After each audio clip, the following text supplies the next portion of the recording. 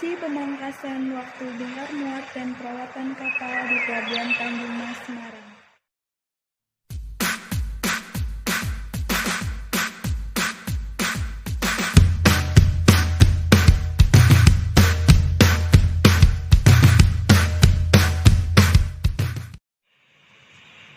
Pagi itu agaknya mentari enggan menampakkan sinarnya di ufuk timur. 1 Juni 2019, dua nelayan kecil bernama Sukma dan Ucok menebar kail jaringnya di tengah laut kawasan Pelabuhan Tanjung Mas, Kota Semarang. Namun sayangnya, pagi ini mereka nampak kecewa. Selain atas mendungnya cuaca dan juga karena hasil tangkapan ikan mereka berkurang drastis tak seperti biasanya.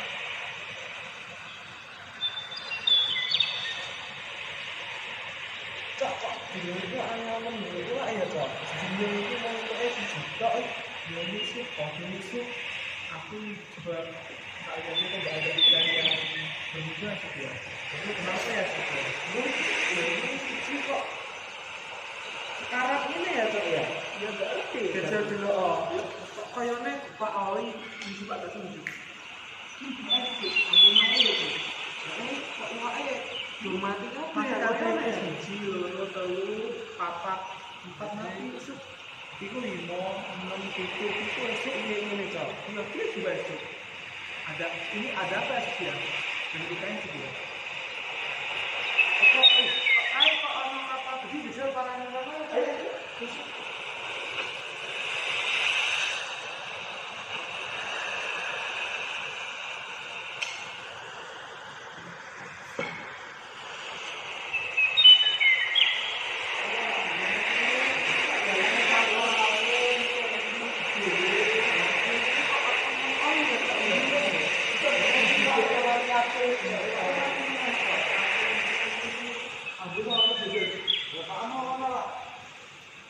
oh iya, yang ini kok ini orang mana kok cara ini oh di sini sih, oh aku dua konco di tempat aku itu dia apa kenal sama dia sih ya, kan di kantor tetangga aku toh jatuh lah, ya orang aku sih kerja 2 meter, ya wes ayo, yuk kita kesana yuk, arah sana ya, ya wes.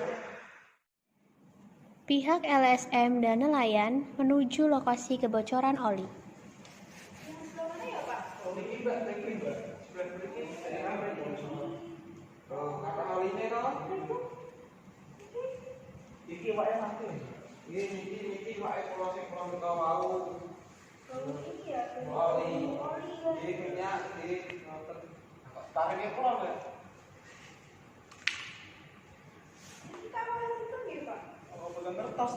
Boten ngertos nek niki konten mriki nek boten salah niku pun seminggu yang lalu. Sak ngertose kula nggih. Ini kasusnya pulau dulu kali timbul. Ini bapak sadar nggih. Ini saged wis cepatnya Mbak. Soalnya nek ngene kula mboten mangan ya tadi nggih Mbak. Belum nggih ngetos. Lo dari diskusi dulu sama teman-teman di LSM nanti bagiannya saya kasih. Cepatnya ya Mbak. Keesokan harinya, LSM menghubungin pihak pers. Halo, assalamualaikum, selamat pagi. Dengan Mbak Adisya ya? Ya, jadi saya dari Marzelina, saya dari LSM Bahari Nusantara yang biasa menangani kasus terkait pelanggaran mengenai nelayan-nelayan kecil. Ini saya ada kasus Mbak di kawasan Pelabuhan Tanjung. Iya. Jadi ada dua nelayan yang datang ke saya mengeluhkan kalau di sekitar pelabuhan itu ada beberapa ikan yang mati dan baunya tuh bau tumpahan oli dari kapal itu. Iya.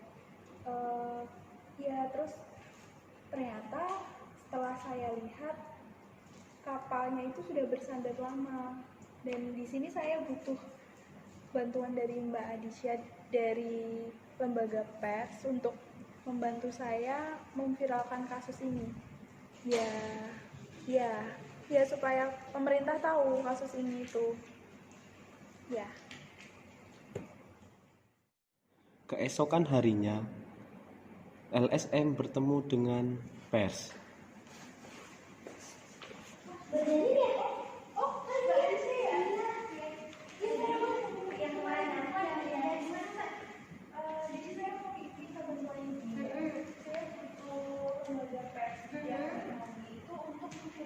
Berita yang kemarin saya jelasin. Oh gitu, boleh langsung ke lokasinya nggak? Boleh. Dekat. Oh iya. Nah, ini kapalnya. Dan pemilik kapal itu menelantarkan kapalnya mau dipindahkan ke mana? Oh jadi ini dari pihak kita itu malah belum ada keterangan Ada ya, Mbak? konfirmasi. Oh sama sekali. Belum ada Terus konfirmasi. golongan rakyatnya gimana? Kalau masyarakat mereka susah untuk melaut, kemudian ikan-ikannya mati karena banyak tumpahan oli. Gitu. Gak cuma dua nelayan yang dirugikan, tapi masyarakat sekitar juga banyak. Kalau ikannya sampai berapa kilo atau apa gitu? Kira-kira ada sampai 1 kuintal. Oh gitu ya. Ikan yang juga ya dirugikan. Baik deh, ini saya coba foto dulu, terus ya saya up. Kira-kira ke media sosial aja atau sampai televisi gitu? Kalau bisa sampai televisi. Oh gitu. Iya deh. Ini saya foto dulu, nanti kalau udah saya up dulu ke online, nanti baru kalau ada perkembangan saya foto televisi ya Mbak ya. Oke, saya foto dulu sekarang ya. Udah, saya rasa cukup. Ya. Kalau gitu, nanti besok saya kesini sama tim saya ya. Kalau Terima kasih. pilihan Iya, baik. Pertemuan antara LSM, Otoritas Pelabuhan, dan pemilik kapal. Ibu Zilin, selaku LSM. Jadi gini Bu, kami ini dari pelabuhan dan pemilik kapal itu sudah melakukannya sesuai dengan prosedur yang ada. Jadi bongkar muat yang dilakukan di Pelabuhan Tanjung Mas itu sudah berdasarkan prosedur, di mana waktu paling lama itu di buku ini selama 7 hari. Iya, sama 7 hari. Tapi kenyataannya ya Bapak, atas observasi yang telah saya lakukan dan penelitian di lapangan, bahwa kapal yang bersandar itu sudah lebih dari 8 hari. Dan itu merugikan masyarakat karena kapal itu juga menumpahkan oli, minyak, tumpahan minyak di sekitar laut di situ yang meracuni ikan-ikan yang ada di situ. Ini ada bukti konkretnya, sudah saya foto dan Saya sudah terima buktinya. Iya. Saya kemarin sudah terima buktinya dan sudah mempelajari. Kalau kelebihan waktu itulah yang memang belum diatur, maka untuk itu kami pokoknya menyesuaikan prosedur saja. Ketika belum selesai ya dilanjutkan sampai dengan selesai untuk bongkar muat. Betul Bapak? Ya betul. Saya sebagai pengusaha kapal bahwa standar operasionalnya saya sudah sesuai dengan dari pihak otoritas pelabuhan itu saya sudah melakukan izin dari awal sampai akhir, tapi untuk jangka waktunya saya sebagai pengusaha tidak tahu.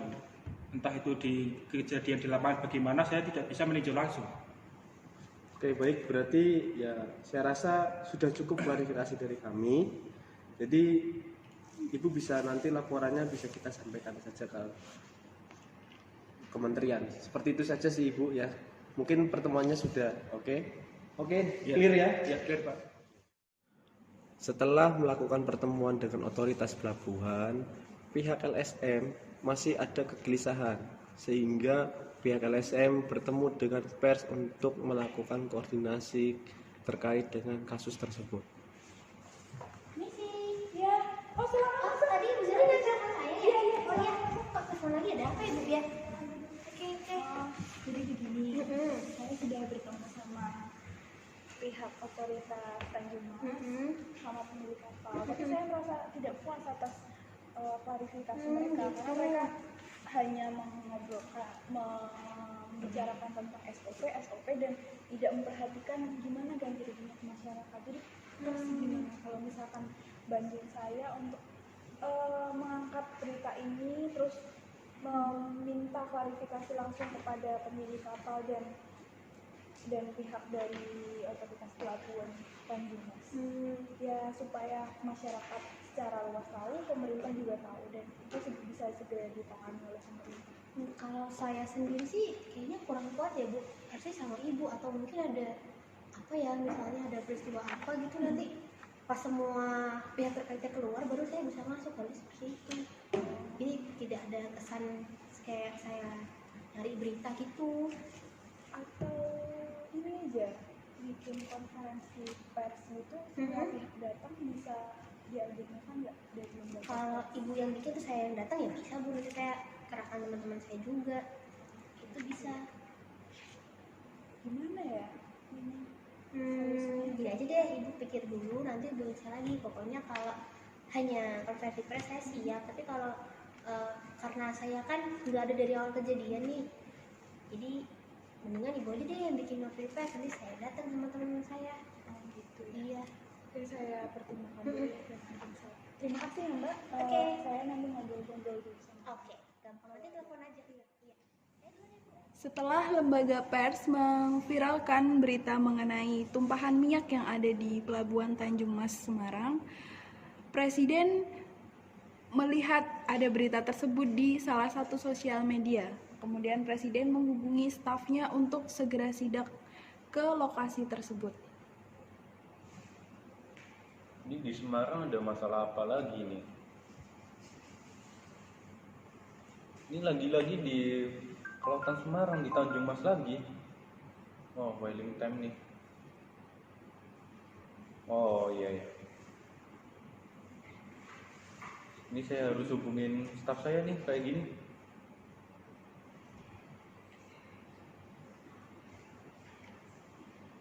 Ya lo Mas, carikan agenda ya, besok kita harus berangkat ke Semarang. Oh iya, soalnya ini kita ada masalah kecil di masalah kelautan kita. Oh iya, oke. Oke, makasih ya Mas.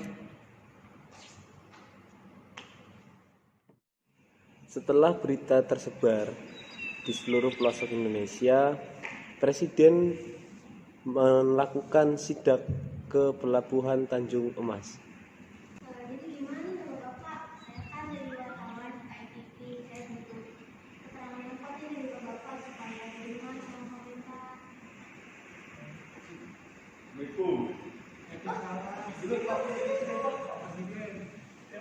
Gimana Pak tanggapannya? Ambiar ini gimana? Kayak matanya pada mati semua Pak.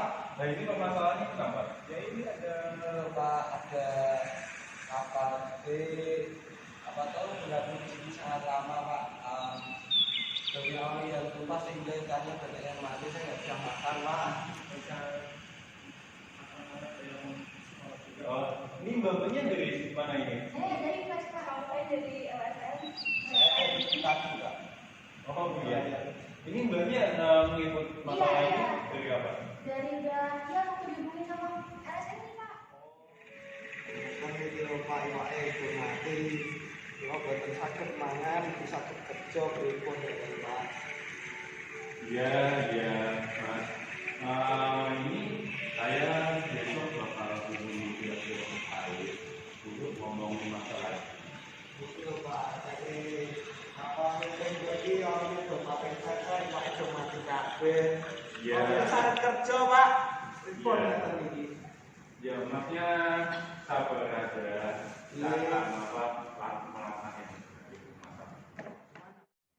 Ya gimana Pak itu dengan permasalahan Tanjung Mas di Semarang? Jadi gini Pak, itu sudah clear ya kan, SOP sudah kita lalui, prosedur juga sudah, kapal juga sudah kita periksa. Tapi ada sedikit insiden katakanlah itu di luar dari tanggung jawab kita. Karena terjadi ketika sudah melakukan bongkar muat Pak, seperti itu. Mungkin dari LSM atau bagaimana penjelasan? Kalau menurut saya tetap dari pihak otoritas sama pemilik kapal harus memberikan ganti rugi kepada masyarakat, karena Anda kan juga tahu di Semarang sendiri ada perda yang mengatur mengenai perikanan di Perda nomor 5 tahun 2012 bahwa pengusaha atau setiap orang yang melakukan pencemaran di laut itu harus memberikan ganti rugi kepada masyarakat setempat. Ya, baik. Kalau dari kami Pak, kami juga punya dasar hukum di mana ada peraturan menteri di mana kita patuh terhadap peraturan menteri perhubungan nomor 17 tahun 2017. Itu di pasal 2 sudah dijelaskan bahwa masa bongkar muat itu 7 hari. Jadi di situ tidak dijelaskan nanti apa saja akibat misalkan terjadi masalah pencemaran dan lain sebagainya, karena kita sesuaikan dengan peraturan tersebut seperti itu Pak. Tapi itu sudah melebihi 7 hari, bahkan 8 hari lebih. Dan ketika Anda hanya berpedoman pada peraturan, bagaimana Anda ingin menyelesaikan permasalahan itu, sementara mereka juga mengalami kerugian? Kalau semua berpatokan pada peraturan ini, hukum di Indonesia kan nggak cuma peraturan, ada etika bagaimana Anda bisa memberikan tanggung jawab kepada masyarakat setempat. Ya, kita sebenarnya bertanggung jawab secara etika dan secara moral, dan moral pun kepada masyarakat. Cuma ketika kita melakukan suatu tindakan tanpa dasar hukum, itu nanti kita juga susah.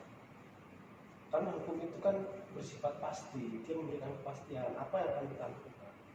Jadi bukan serta-merta bahwa peraturan itu ada dan tidak ada, dan kita buat ini buat itu. Kita juga tidak bisa seperti itu Pak, dalam melakukan tugas. Ya mungkin untuk permasalahan ini kita tidak bisa berimbas secara ketiga dong. Nah mungkin dari pihak akademisi bisa menjelaskan tentang peraturan-peraturan.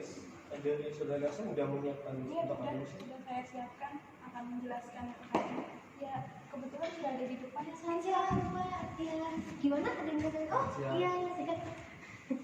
Iya. Gimana nih, saya harus masuk di ranah apa ya?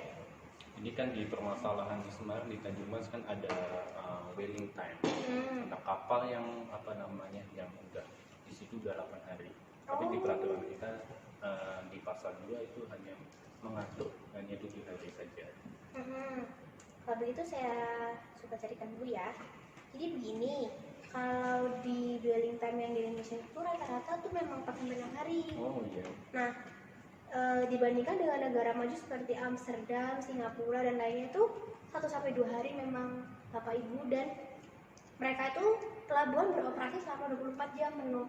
Dan kalau kita kan malam tutup seperti itu, jadi saya rasa itu sih memang yang perlu diperhatikan. Ada reformasi baik di birokrasi maupun di peraturan, jadi bisa ditingkatkan ke arah negara-negara maju seperti itu. Jadi nanti bisa dipersingkat waktunya, nggak harus cepat kok Pak, bertahap gitu bisa. Mungkin itu yang bisa saya berikan maksudnya. Oh ya baik. Mungkin ini menjadi tugas bagi kita pemerintahan.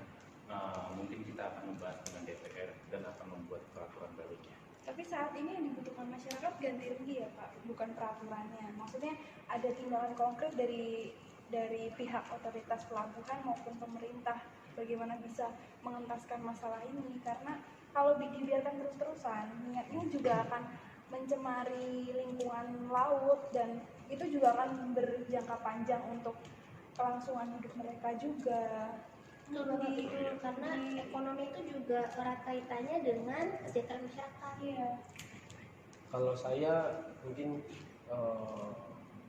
ada sih undang-undang mengenai tanggung jawab perusahaan CSR.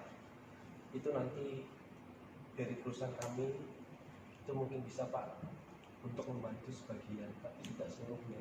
Dan kami minta koordinasi dari Bapak selaku Presiden untuk bisa membantu juga terkait dengan perusahaan yang memang tidak bisa kita duga ini. Itu saya kira. Oke, cukup ya Pak? Iya. Saya tunggu janji-janji bapak-bapak semua, karena keluhan masyarakat itu sangat istilahnya sangat menggugah hati nurani kita untuk segera menyelesaikannya. Baik. Oke. Oke, silakan. Iya, terima kasih buat semuanya untuk waktu dan tempatnya. Saya persilakan. Ya.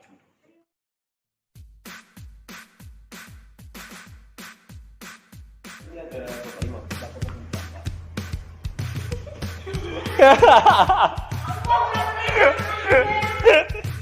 Pak, ini dulu, Pak, ini kita